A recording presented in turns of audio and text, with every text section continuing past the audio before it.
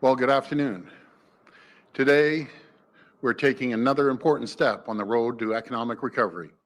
We're introducing legislation to get Ontario back on track and back to work. Today's legislation is a first step. The COVID-19 Economic Recovery Act is the beginning of our Made in Ontario plan for growth, renewal, and recovery. Because Ontario Made means something more these days. It means supporting local small businesses, workers, and communities as Ontario gets back to business. It means putting people to work, building better roads, bridges, highways, and transit, and building it faster. It means ramping up Ontario's manufacturing machine to build the best PPE and medical supplies right here in Ontario, so we never again have to rely on another country for these critical supplies. And it means getting the government out of the way so small businesses can adapt and grow. I want to thank Minister Clark for bringing this legislation forward. It lays the foundation for a strong recovery for Ontario, a foundation for jobs and development that will strengthen our communities and create opportunities for people. We're already working to get shovels in the ground faster on vital infrastructure projects across the province. Projects that will create jobs, build more highways, transit, and housing for people. And we want to build these projects hand in hand with our local communities. And today, we're bringing in further measures to give municipalities new tools and supports. As Premier, I will always stand with our municipalities. My government is at the table. We are in active negotiations with the federal government to get municipalities the support they need. We need the Prime Minister's help. No province, no community can do this alone. We need a fair deal for our municipal partners. My friends, we have a long road ahead of us, but our province has everything we need to succeed. We will bring prosperity back to this province, the likes of which this province has never seen before. And we will come back with vengeance, stronger, more prosperous, and more united than ever before. Thank you, and God bless the people of Ontario. Now I'll pass it over to Minister Clark. Thank you, Premier. Municipalities have risen to the challenge to keep people safe while continuing to deliver the services everyone depends. And as we move forward, helping thousands of people get back to work.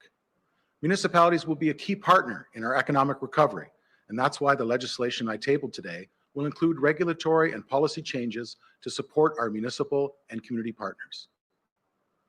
Throughout the pandemic, we have worked with our municipal partners to make sure they have the support they need and the flexibility to use it.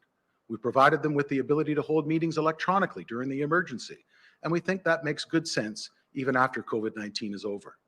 To support physical distancing or in times of illness, we are giving municipalities the ability to choose to allow their members to vote by proxy. We also recognize that economic growth and job creation will be a priority after COVID-19. So we're proposing changes that would help avoid delays on critical development projects outside of the Greenbelt, and harmonizing Ontario's building code with national codes while continuing to protect public safety. I've spoken many times about Ontario's housing crisis, which has been further impacted by COVID-19. One of the ways to boost housing is to make the upfront cost of building and what municipalities can expect to see by way of revenues clearer. So we're proposing to make that more transparent. Our government will continue to be a champion for our communities with the federal government so they can face pressing financial challenges. We know the need is urgent, and we will continue to work with them and push for a joint funding program given the national scope of the impact so that every community can chart a path to strong economic recovery. Ontario's municipalities are the backbone of our great province, and as we continue to reopen the province and recover from COVID-19, we must continue to remove the barriers to a brighter future. Thank you, and now I'll pass the mic over to Minister Sarkaria. Good afternoon, and thank you very much, Minister Clark and Premier Ford. As Associate Minister of Small Business and Red Tape Reduction, I've been meeting with small businesses from every sector and corner of Ontario. And over the course of more than 80 roundtables and more than 1,250 submissions received through the Tackling the Barriers portal announced in April, we've identified areas that can help businesses address the challenges they face today and jumpstart Ontario's recovery in the process. Today, I am pleased to share that our government is delivering on our commitment to build an Ontario that works better for people and smarter for business. I'm proud to announce several changes in this bill that will modernize regulations, digitize government processes, and further tackle the barriers that COVID-19 has created. Underpinning these changes as to how Ontario does business is our commitment to 7 regulatory modernization principles. To apply a small business lens and consider their needs. To use industry standards or international best practices. To go digital. To strengthen risk-based inspections. To create a tell us once culture. To focus on outcomes-based rules in order to drive better compliance. And to focus on the user. Abiding by these principles will ensure Ontario regulates in a smarter way, and it will help restore our competitive advantage as we start down the path to economic recovery. I am proud that across government, we are working to establish clear and effective rules that require all health, safety, and environmental protections be maintained or enhanced. And I'm proud to support the COVID-19 Economic Recovery Act, which continues in our mission of modernizing Ontario by, among other initiatives, completing the next step in updating Ontario's nearly 50-year-old environmental assessment program by aligning our process closer to those of the federal government and other provinces. As part of the Act, we are also helping farmers and municipalities by streamlining the Drainage Act. And we're making it easier and faster to build provincial highways, major infrastructure projects, and affordable housing. Together, by modernizing or eliminating costly and outdated regulations, we'll be able to concentrate on regulations that keep workers, customers, and the public safe and healthy, and create the conditions that will jumpstart our economic recovery and get Ontario back on track. Thank you. Okay, we'll go to the phone line for questions. First question. First question comes from Colin DeMello from CTV News. Please go ahead. Hi there. Good afternoon, Premier. Hi, You said today that you stand with municipalities. Municipalities seem to be making the exact same argument that you are making here at the federal government. They're saying that the province really isn't stepping up with any financial assistance. Premier, can you put a hard figure on how much money the province will be setting aside for municipalities? And will there be any qualifiers to receive the funding, or is the government willing to just transfer funds and let them decide how to spend it themselves? Well, first of all, we're in negotiations with the federal government. We're going to put money forward to the municipalities. And Colin, I'll be very frank. When we're on the call with the premiers, I'm leading the charge for municipalities, pushing them like crazy, the federal government, to come up with a fair deal. And right now we're in negotiations, and I'm not happy with where we're going right at this point, but hopefully we'll get to that point. Follow up. Thank you, Premier. So what does that mean? If you're not happy with the situation, does that mean that the province is willing to backstop the need that the municipalities have yourself? I mean, what does that mean that you're not happy? I mean, today the federal government announced a $343 billion deficit. The debt is at $1 trillion. Do they have any more money to actually spend? The government in the province of Ontario has some money to spend here. Why not just bankroll it yourself? Well, they put a proposal to spend the $14 billion right across the province. Every single premier has said over and over and over again, we want the flexibility because no one knows their provinces and jurisdictions better than the provinces themselves, and per capita. We're approximately 38% of the population, and I want to make sure we get 38% of the money. We're negotiating. We aren't there yet, but I'm not going to walk away and just make a deal, a bad deal, put it that way. We have the money. We need the federal government to come up and put the money up. And I'm not even asking them for more than 14 billion, even though I don't think it's enough, but I'm not asking them for any more. We're all asking the same thing. Give us the flexibility and give us per capita. And we have a deal.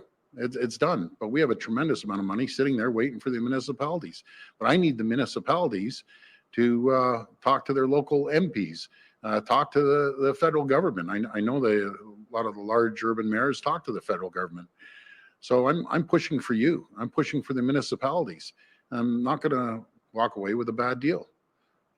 Next question. Next question comes from Tina Yazdani from City News. Please go ahead.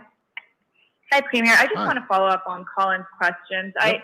I know you say that you're in active negotiations. Can you just provide more details about what exactly is the sticking point? I mean, some mayors are saying that this is a staring contest between the province and the federal government. They're blaming you as much as they are blaming the federal government for what's holding this money. And what is a realistic timeline for when they can actually get some of this? Well, first of all, there isn't a day that goes by I don't talk to one mayor or numerous mayors. And I think I talked to 4 or 5 of them yesterday. I'm negotiating on their behalf, and I need them to be on the team to negotiate with me. I'm fighting for them. And if I walked away, the municipalities wouldn't be too happy with the amount that the federal government's offering right now. It's as simple as that. We aren't getting the per capita that we expect. I'm not going to get into the weeds. I'm not going to get into the details. All I can tell you, I'm fighting for the municipalities. And it's clear as day. I know media, you can talk to any premier. They'll tell you the exact same thing. No matter if it's Scott Moe, the chair, or Jason Kenney, or Francois Legault. Talk to any of them and they'll say the same thing. We want flexibility and we want per capita.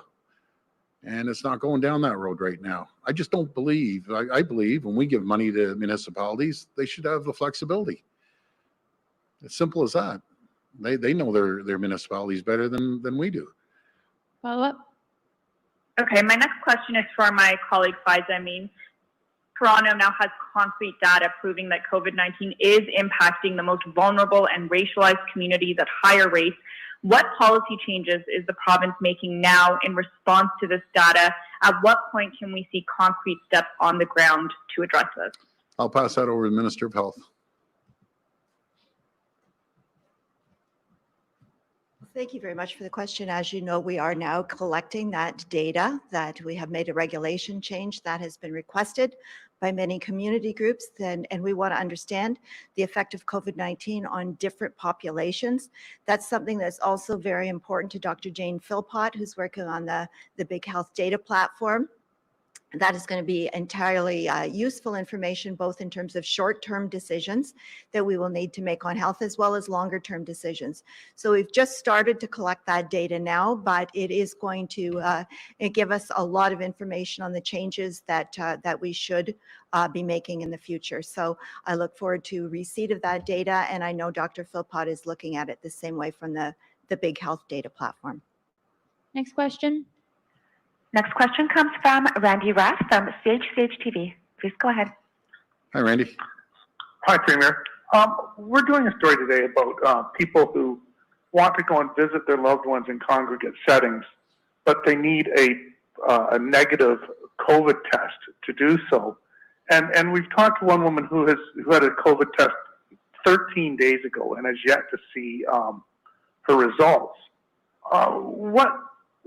Why is it taking so long for people to get COVID test results?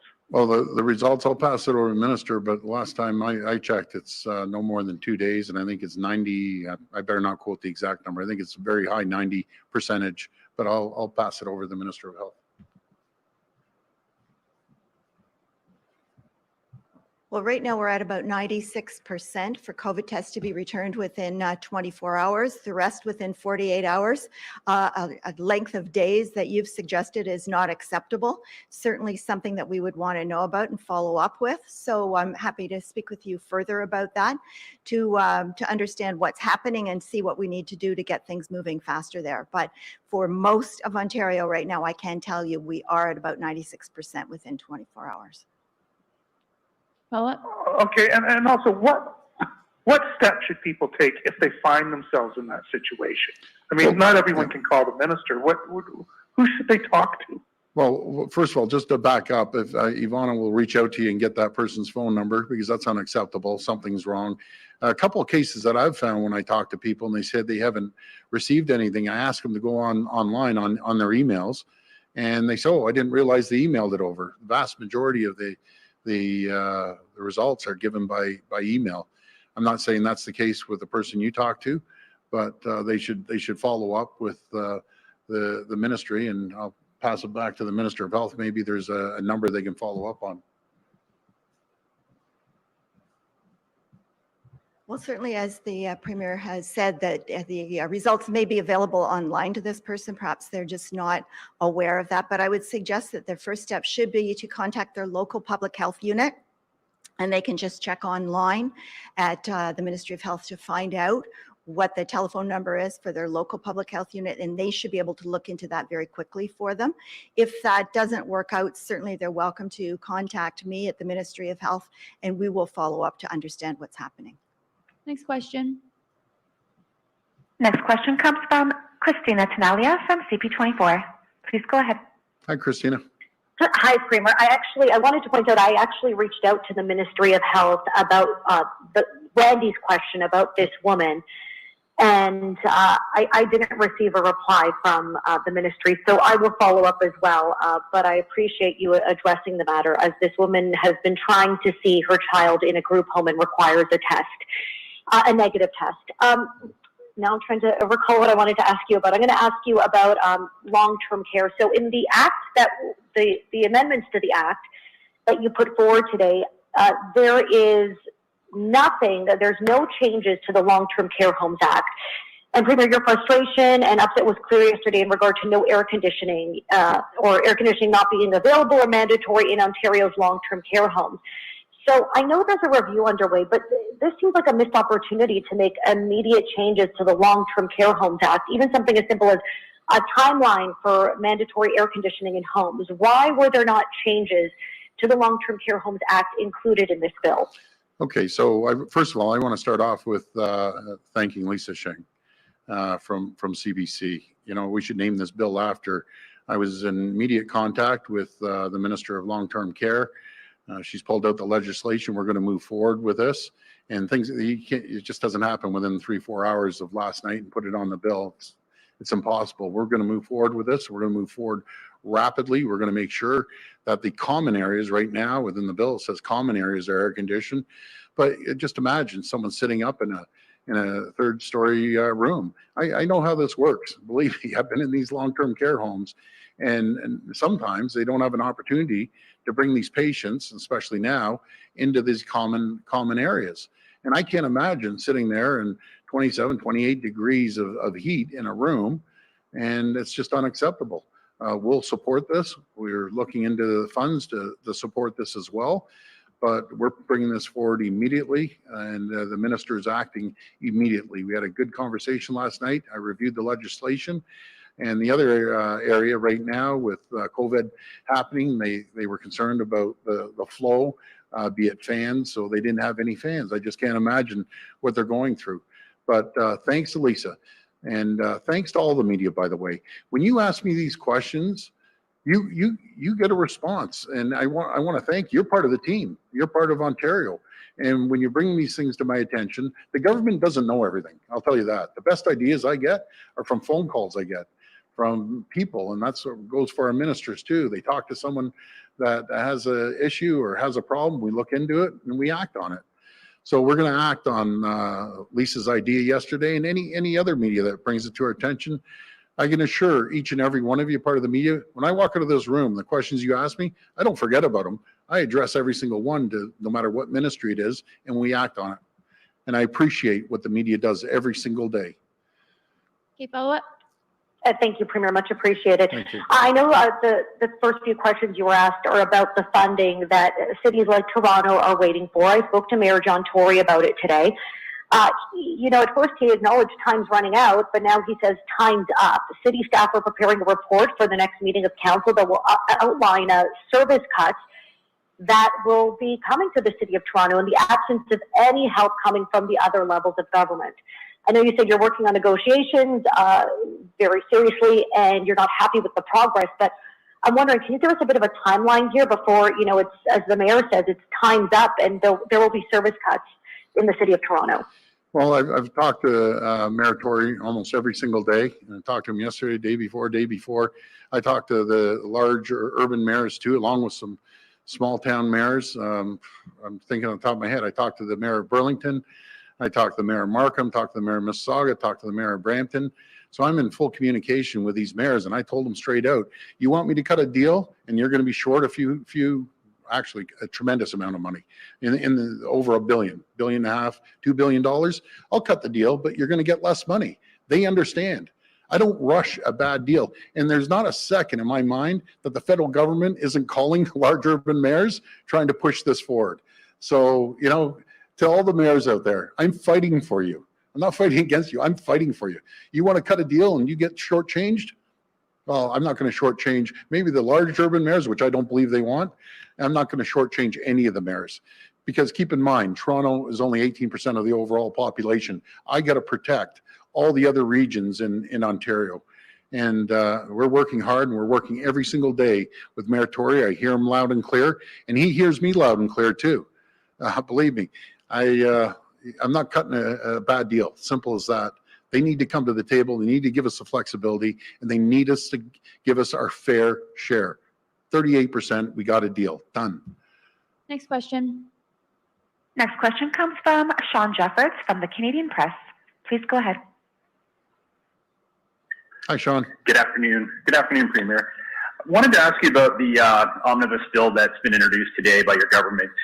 You dubbed it the COVID recovery bill, but there are a lot of elements in this legislation that touches on 20 pieces of existing legislation. And in particular, it makes changes to the Education Act in the schools. It changes the way justices of the peace are appointed. I'm wondering what that has to do with COVID recovery. And doesn't this then lend itself to criticisms from, you know, the opposition or critics of your government that this bill goes beyond the capacity of COVID recovery? Well, schools are a part of COVID recovery. Again, the justice system, the backlog is staggering as part of COVID recovery. Everything's related to COVID recovery. Making sure that we move forward is about COVID recovery. But let me pass it over to Minister Clark here. Thanks, Premier, and thanks, Sean, for the question. The Premier is absolutely correct. We have a very limited legislative calendar, and we want to ensure that we have the biggest impact for Ontarians. And he's right. The justice system is part of COVID-19 recovery. The education system is as well. And because the bill is under my carriage in the House, municipalities, we've said this right from day one, that municipalities will be leading the recovery in communities right across this province. So we have a comprehensive bundle of legislative amendments that deal with a number of sectors that will help get our communities back on track. Follow up. Premier, on another subject, I wanted to ask for your response to the Auditor General's report this morning that she says your government exaggerated the cost to house and care for irregular border crossers back in 2018. She found that the costs were not $200 million as your government had said at the time, but were probably closer to around 80. And I'm wondering how this happens. Did your government intentionally mislead people on the costs to the Ontario taxpayer? Absolutely not. We rely on the Ontario Public Service to give us the numbers. They're the numbers they gave us. But thank you, Auditor General, for pointing out that the federal government has cost this province, cost you, the taxpayers, $80 million for illegal immigration to come across our borders, and they've only paid us $15 million. Municipalities that paid Ottawa, Peel, and Toronto. So, you know, where's the money? We need the money. It's simple as that.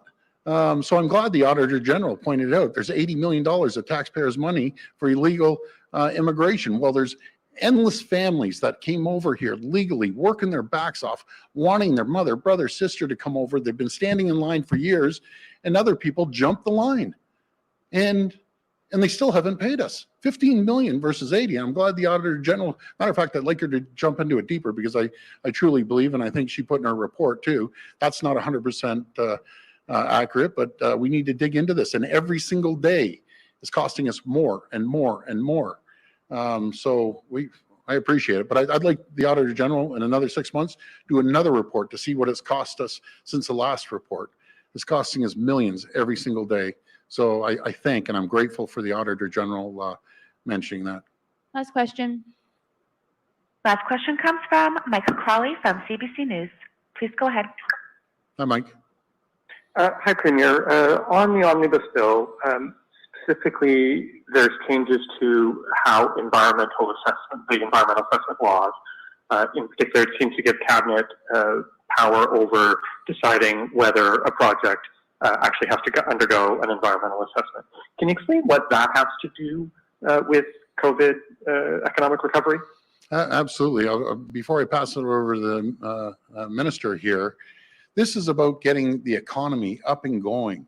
It's unacceptable, Mike, that we lost a $500 million deal down to Ohio because the company was concerned it would take up to 6 years to do an EA.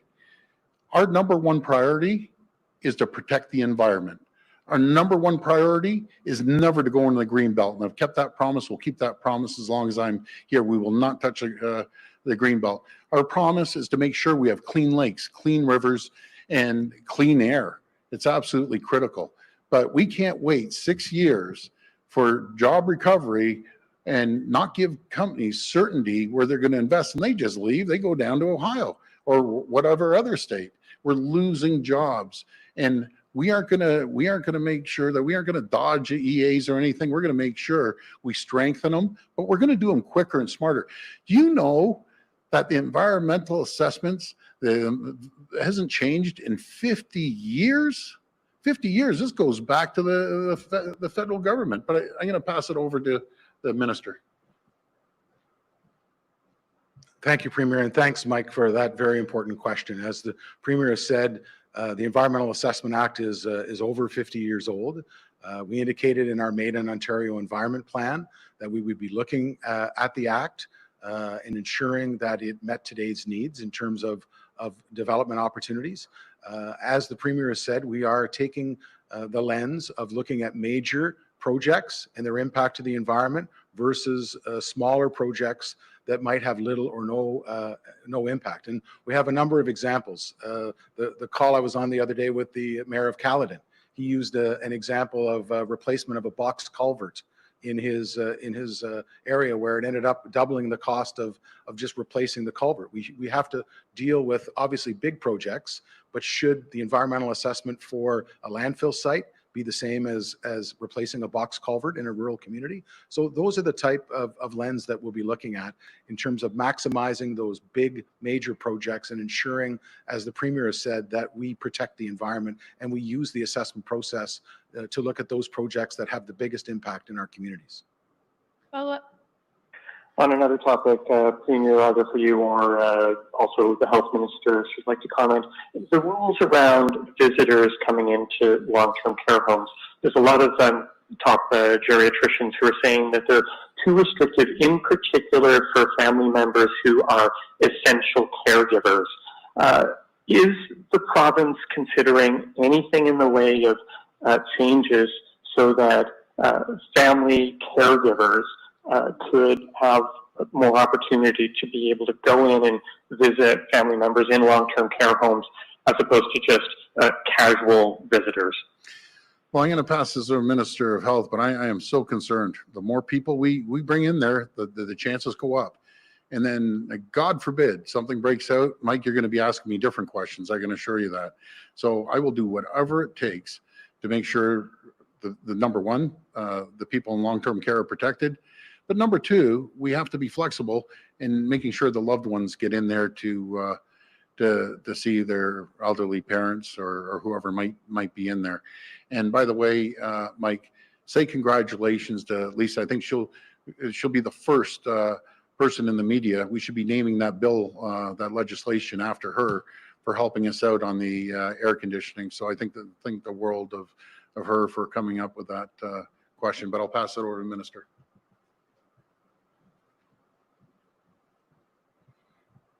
While we know that there are many family members that want to visit their loved ones in long-term care and do a lot of essential duties and help them in many ways, we are still very concerned about the transmission of COVID-19 among these very, very vulnerable populations.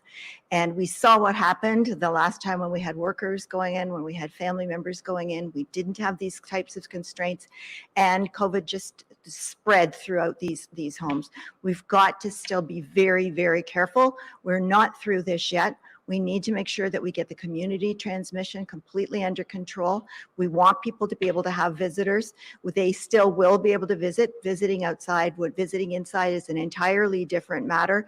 But as we're taking a slow and gradual approach to reopening the economy, we have to do the same thing with these very, very vulnerable populations living in long-term care homes, retirement homes, and other areas of congregate living, because we have to keep them safe.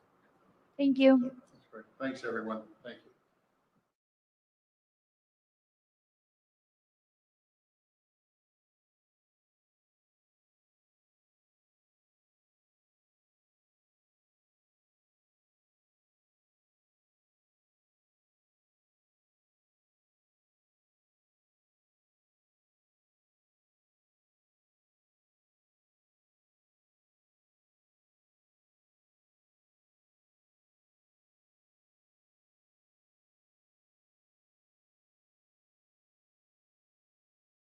Leader of the official opposition who is sharing his time with his finance critic. If you want to watch that, you can go to cbc.ca/politics. But I want to get some reaction from someone who knows numbers a whole lot better than I am, and that's Kevin Page. He's the president and CEO of the Institute of Fiscal Studies and Democracy, and he was Canada's first parliamentary budget officer. Nice to see you, Mr. Page. Good to see you, Rosemary. Okay, so let's start with the numbers, I guess, because that's the part that a lot of Canadians will say, wow, those are big numbers.